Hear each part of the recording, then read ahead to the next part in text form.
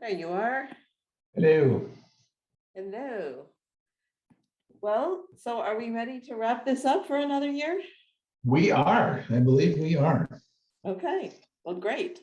So again, I'm Cynthia Bauer, Director of the Horowitz Center for Health Literacy and one of the co-sponsors of this conference. Michael? And I'm Michael Valaire. I'm CEO of the Institute for Healthcare Advancement and the other half of the sponsorship entity for this conference. All right. Well, and our job is to bring down the curtain on our fourth Health Literacy in Action Conference. And we're really happy to have you all here for our closing session. I know a lot of times when we do in-person conferences, people are heading for the planes about now, but everybody hopefully is in their virtual seat with a nice cool drink, depending on where you are. We're having unseasonably warm weather here in Maryland. I don't know about in California, Michael. We are, it was in the 50s last night, but it's going to get up to 90 today. So it's a little weird, but crazy. Yeah. So I know we like to do a couple of things in this closing session, kind of reflect on some of the themes, reflect on a lot of the comments that have been coming in, which makes it a lot easier when we've had chat and Q&A. And then also last year, we reflected on just, what it means to have a virtual forum for doing this work, to have this conference and these questions. So, and then just take any, final questions or comments from our participants. So would you like to start, or do you want me to start talking about something? Yeah, let me just throw out a couple little other housekeeping sorts of things, and then you can start with your reflection and I'll follow up. So if you look in the chat box there, I believe our great associates, Diana Gonzalez from IHA and Anna Shao from the Horowitz Center for Health Literacy, have posted a link to the IHA Health Literacy Solutions Center that has a conference community where we can continue this conversation. One of the things that's always been a challenge and a little bit of a disappointment for me is when I go to a conference and I have this really great engagement and networking and able to talk with people, and then you leave and it's like, oh, okay, it's over. So we have created that community. If you'd like to continue the discussion, make some recommendations on some additional topics you'd like to see covered in subsequent conferences. As you know, IHA puts on a conference every year in May, and that's been virtual for the last few years. And we always like to try and make some connections between this conference and the May conference. So if there are is there any topics you'd like to see us follow up on, we would love to hear about those. So Cynthia, why don't you go ahead? I have a few thoughts, but I'll defer to you to start, and we'll go from there. And then we'll take some. We probably should do one more housekeeping thing, though, is this conference does offer continuing education credits, right? And we've been announcing that at the beginning of the sessions, but you need to complete your overall conference evaluation. Isn't that right, Michael? Yes, and you'll be receiving those within a couple of hours after the end of this conference. So those evaluations not only allow you to earn those hours, but it's also a way for us to understand what worked, what didn't work, what you liked, what you think we should not do anymore. And it's just kind of a continuous quality improvement process for us as conference organizers and conference presenters. This is a linear process for us. We do this every single year. And we always try to make sure that this is something that we, that we improve on all the time. Yeah, so there's a question, are the session recordings available to attendees? So my understanding is it'll be a couple of weeks. And then if you've as a registered person for the conference, then you can access these recorded sessions through the Solutions Center. Is that right, Michael? That's correct. So the recording will be posted in about 2 weeks, but it's going to only be accessible if you were a registered attendee at the conference. We will look into seeing if we can, if people can continue to register after the conference, so you can access the recording. But we have had a few speakers who wanted to make sure that this just wasn't broadly available to the public. So if you paid to attend the conference, you can access that. Like I said, it'll be a couple of weeks till it's posted. It's got to get kind of cleaned up. But we will we'll see about having people be able to register afterward, so that they can so that you can access this after the conference is done. Yes, so you would have access to the workshops you didn't attend. That's one of the beauties of having recorded sessions, is that you'll have access as a paid registrant. You have access to all the recorded content, and we recorded everything. There's a question about when are the evaluations due, because somebody said that they need to catch up on some of the recorded sessions. So of course, you know, I think it'll be open. That's a Diana and Anna question.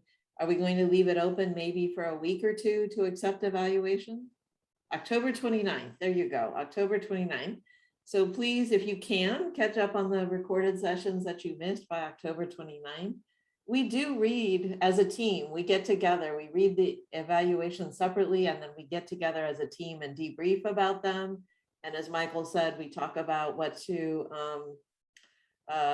you know, kind of address in the May conference, what to address now, and sort of how to make those connections. So sometimes I know when I fill out like customer satisfaction forms or fill out surveys, I wonder, does anybody look at them? We're here to tell you, we actually do look at every single one. We talk about them and really consider thoughtfully what all you are telling us about your experience. Okay, any other logistical questions before we turn to some more thematic things? We've covered the evaluations, we've covered the continuing education, we've covered access to the recorded sessions, Solution Center. Anything else, Michael?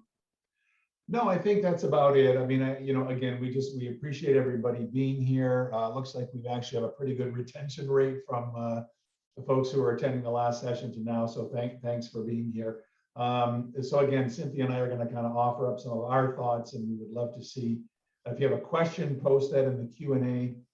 If you have just sort of a general comment or a reaction or something, go ahead and post that in the chat box. But Cynthia, why don't you start, and then I'll follow up after. Okay, I would have to say that you know, the number one question I feel like I've had to deal with from a professional perspective this last year is, you know, what to do about all the COVID misinformation. And I have to say that Kathleen's data cheered me up a little bit, right? I mean, on the other hand, as she points out, that there's enough people, right, who still, you know, don't trust official sources, or, you know, don't have reliable places to get information, or are not in these networks where people are sharing accurate information. As she points out, it doesn't always have to be a majority, but if it's enough people, because of the way information circulates, just because, as in the way COVID circulates, that it can be enough to create this perception that we are, you know, swamped by misinformation. So that's one of the things that I think I will be reflecting on for a while, is that a lot of the messaging over the last year and a half has actually worked, which is, I think, is great news. But for enough people, the messaging hasn't worked. And as she said, there's just been, you know, a lot of kind of dismissing of people's concern that then just ends up aligning with, you know, sort of different ideological stances. So I think that's one of the things that I'll be thinking about for a while. Right. You know, I it's interesting. For whatever reason, our conference ended up opening and closing on this note or concept or idea of trust. You know, we started off with Mr. Dewan Patterson talking about trusted messengers, and we ended up with Dr. Jameson closing with misinformation and how do we, you know, sort of engender this notion of trust. As health, you know, as health literacy professionals and as people working in the healthcare system, in the public health and academia, government, who have an interest in health literacy as a discipline or a, you know, an area of inquiry. It's great that we can go to conferences and learn how to do things and learn about the research and really advance our own knowledge and our skills, and take things like the health literacy specialist certificate program to advance our own knowledge. But I don't think that that's, I mean, that's excellent and that's a good first start, but I think we really do need to, there's another layer, there's another dimension here, I think, that we really have to sort of focus on. And that is, as has been indicated here, this notion of trust and collaboration. How do we get that message out to the people who need to hear those messages in a way that they will hear it? There's obviously the usability and understandability, but there's also that trust factor. And I think what that means is we really need to understand this notion of collaborating with other groups, making sure that we that we keep our sense of focus, and that we don't descend into that that kind of toxic pool that this and that, and all the things that are really polarizing and divide us. There was a question, there was either a comment or a question in the box a little while ago about when my friends post something on social media, should I correct them, or that'll open me up to attack? It's a great question, and it's a risk. But I guess what we have to do is, as the professionals here, is to understand what's going to be the benefit there.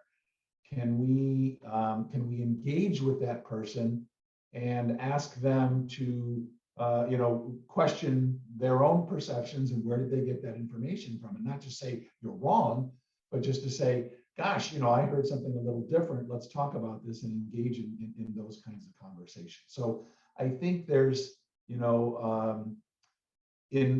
the world that we find ourselves in now, it's not enough to just be smart and talented and educated. I think we really have to open up that additional dimension of trying to really listen and understand, and make it be a little less about right and wrong and a little more about engagement and discussion, and trying to move the needle forward in that way. Well, that's interesting about making that connection between Dawan and Kathleen, because I think they are connected in another way. Because I think they had similar answers.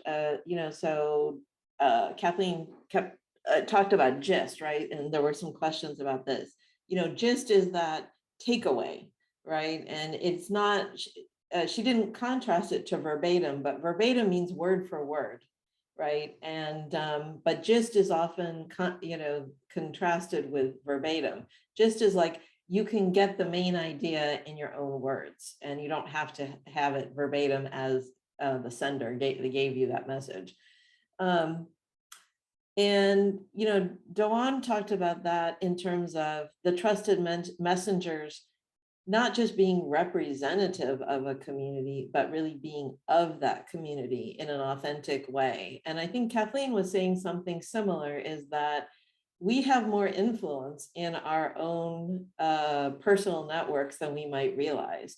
And so it is incumbent on us to speak up when we see those things, whether it's a casual conversation with a friend or on social media, but it doesn't have to be confrontational, right? She was offering, Kathleen's roots are as a rhetorician. So she was offering some rhetorical strategies about how one engages with another person in a way that doesn't have to be like a verbal bomb, right? It doesn't have to be just angry insults being traded back and forth. So I think that is a really important thread between our opening and our closing, is that we have ways to engage authentically in our own communities. And maybe that's part of our responsibility as health communicators. Absolutely. And there's, a very famous saying, which is, seek first to understand before you seek to be understood.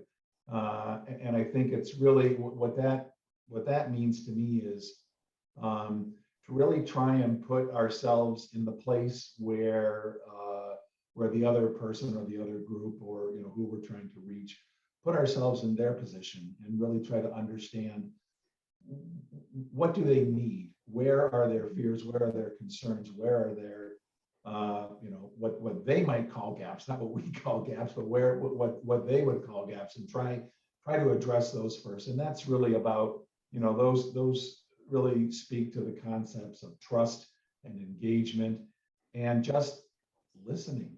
I think quite often we really don't do enough of that. So this really kind of goes across the entire spectrum from the testing your materials if you're somebody who produces materials, and it even goes earlier than that to just say, we're going to create a brochure. All right, well, what needs to be in that brochure? You want to do a brain dump, and you want to put everything that you know about X into this brochure.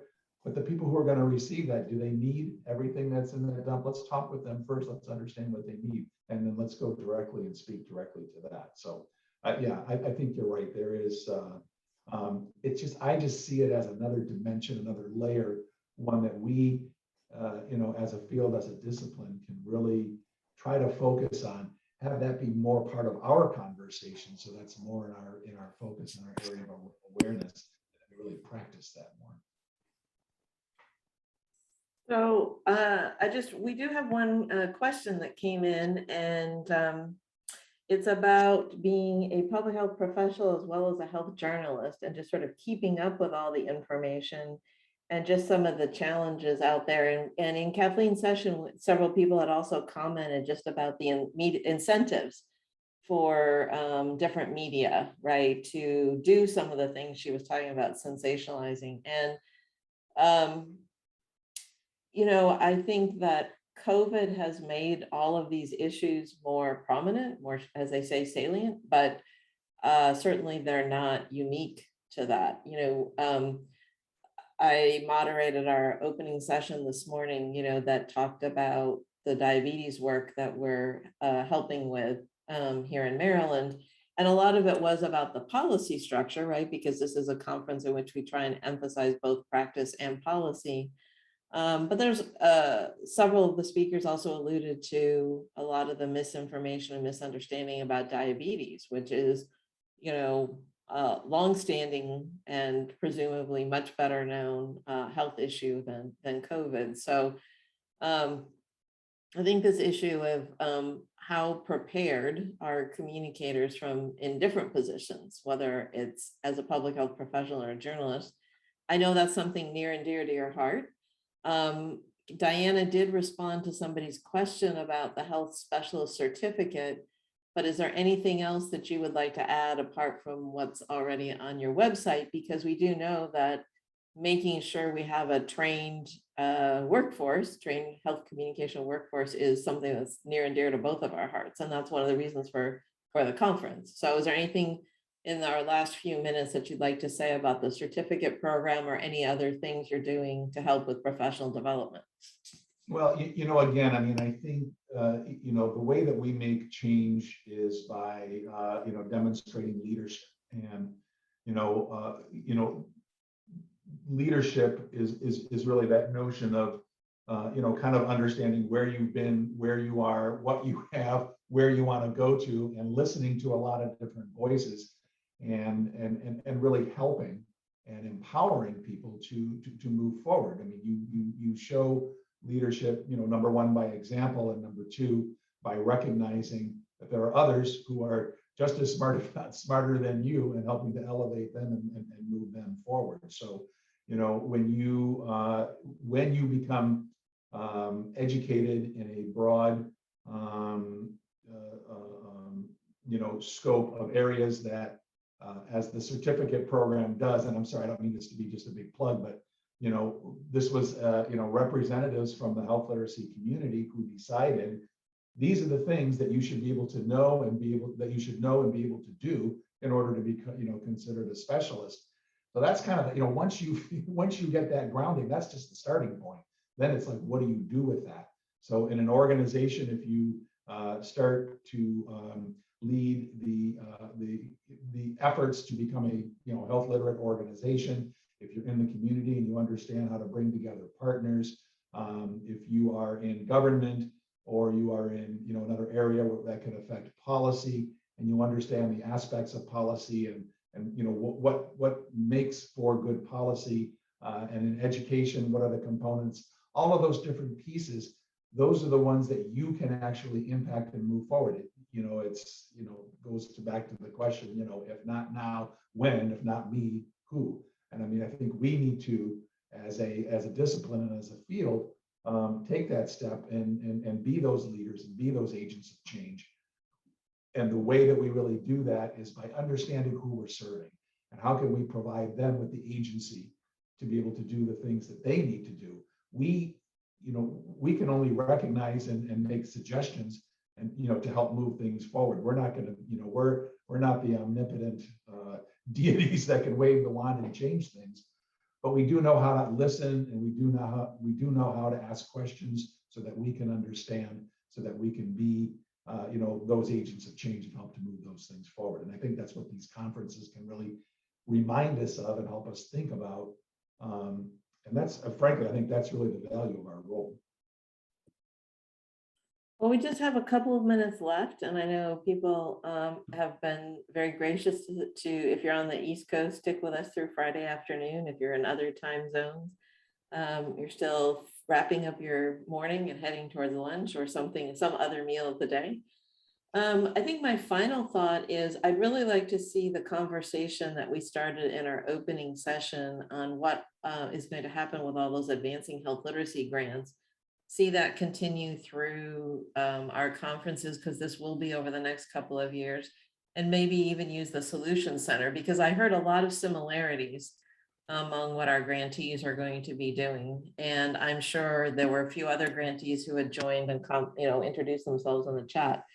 I'm guessing there will be a lot of alignment between what grantees are going to be doing. And I think it would be nice to have our conferences and the Solution Center just really not only publicize that work, but help maybe move towards some consensus in that area. So I think I'll make that kind of my final thought of the day. I agree. And I think, there's been kind of this slow recognition and growth of the value of health literacy, the ways that health literacy connects to and is an agent for health equity. We go through these periods where certain phrases or terms are, the buzzwords or the shiny pennies. And I think health equity is, very broadly speaking, kind of having its moment right now, which is great. Let's seize that opportunity. And the fact that the current administration, the Office of Minority Health and Health Disparities, has put out this grant for $250 million. We may quibble with the way that it was presented, but I think what we have to appreciate and be grateful for is that, wow, here's a $250 million federal grant that had the words health literacy right in there. And let's make sure we take full advantage of that opportunity. Let's show as a community that we, yes, that was money well spent, and let's have some additional funding for that. So, and I think the only way we can do that is as a community. So let's stay connected. Let's keep together. Let's keep the conversation going. Let's network. Let's see, let's share our ideas. And, we don't want to become this sort of, static, moribund organism or, field of discipline. Let's keep talking. Let's keep sharing.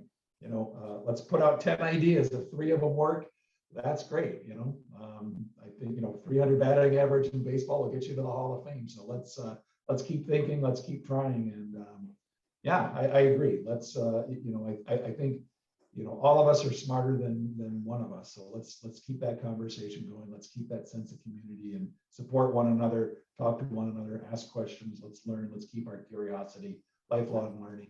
I mean, that's really our path forward for success. Yeah. So we've mentioned the Solution Center. Definitely sign up for the Solution Center, and also join us online on the Health Literacy Listserv.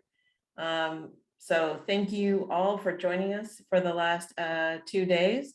And we will see you online, and we will see you next year in May and in October again. So thank you all for joining us, and have a good weekend.